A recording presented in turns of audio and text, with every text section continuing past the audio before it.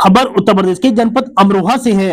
अमरोहा में ओम प्रकाश राजभर का तीखा हमला, बोले वोट दारू मुर्गा पैसे पर मत बेचो।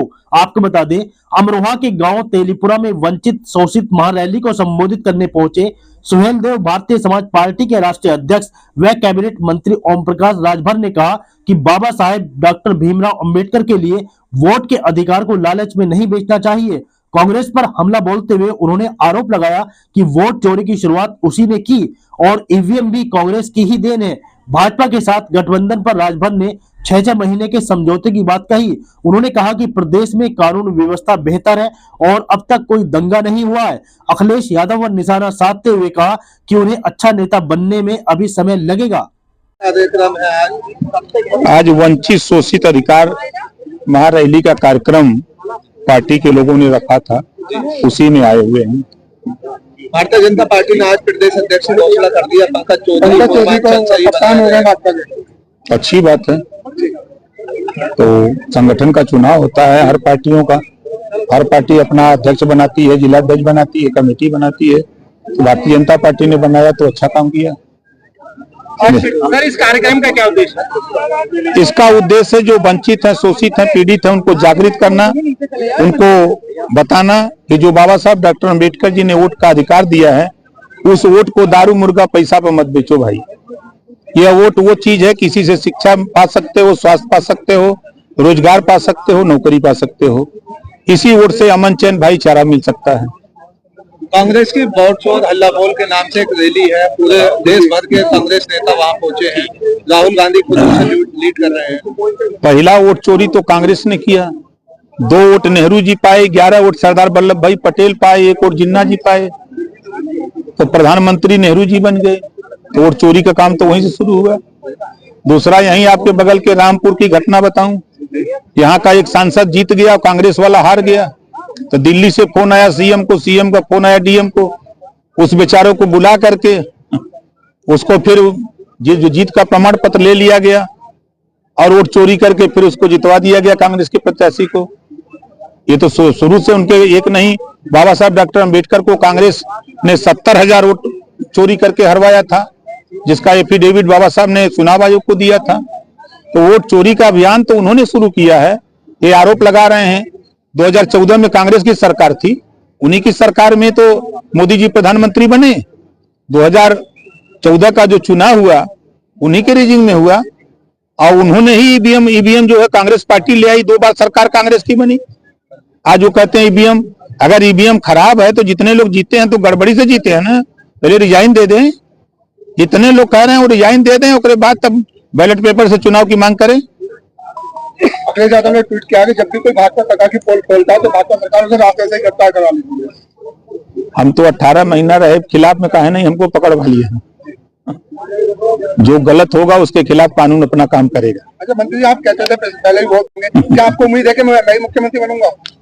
देखिए, क्या आपको बनाया जाए तो आप नहीं बन सकते हैं। आपकी मांग रही थी।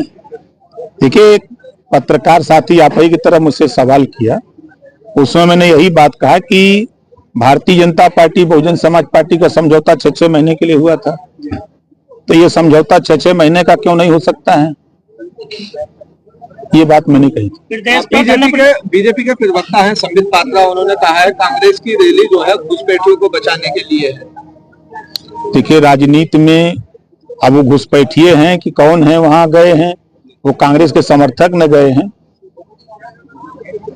जो कांग्रेस को चाहने वाले लोग हैं वो गए हैं। देश में धरना प्रदर्शन पर रोक लगा दी गई है, विपक्ष से आजादी पर हमला। नहीं, आजादी का हमला नहीं, लॉ ऑर्डर को ठीक रखने के लिए। आप देखिए, 8 साल के अंदर धीरे धीरे 9वां साल पूरा हो गया, एक भी दंगे कर्फ्यू कहीं लगा प्रदेश में? तो सरकार की जिम्मेदारी है कि लॉ ऑर्डर को ठीक रखना, तो सरकार की जिम्मेदारी है।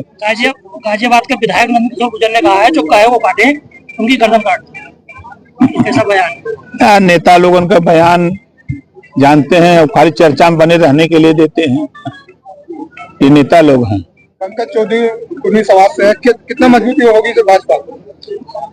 अब मजबूती उनको मिलेगी, बड़े नेता हैं, प्रदेश में मिनिस्टर रहे हैं सेंट्रल गवर्नमेंट में और बार बार चुनाव जीतते रहे हैं, बड़े नेता हैं तभी ना।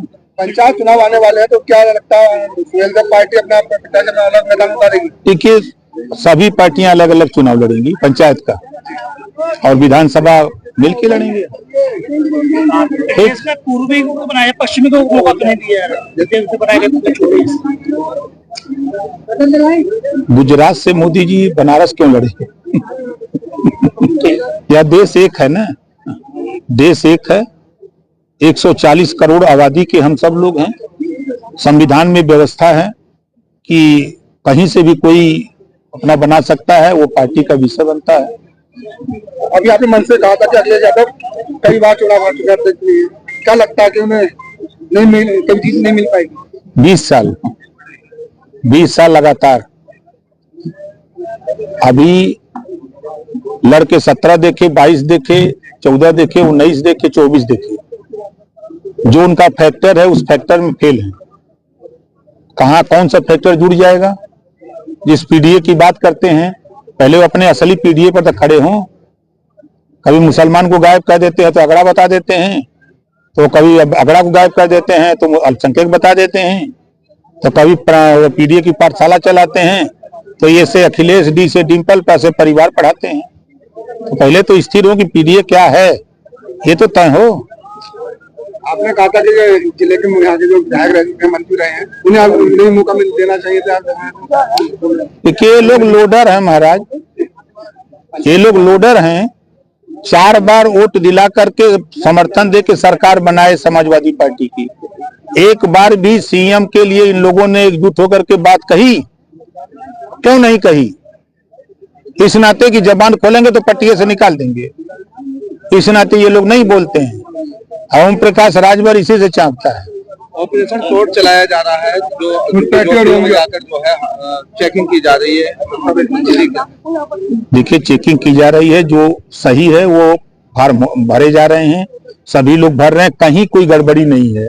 जो वोटर लिस्ट में मृतक हैं, आप समझिए कि मृतक की संख्या हर विधानसभा में 10,000, 12,000, 15,000 है, वो निकाले जा रहे हैं। जो गांव से शहर में गए हैं, 2 जगह मतदाता हो गया, तब 1 जगह किए जा रहे हैं। जो स्टेट छोड़ दिए हैं तो उनका 1 जगह किया जा रहा है। यही तो हो रहा है। ठीक।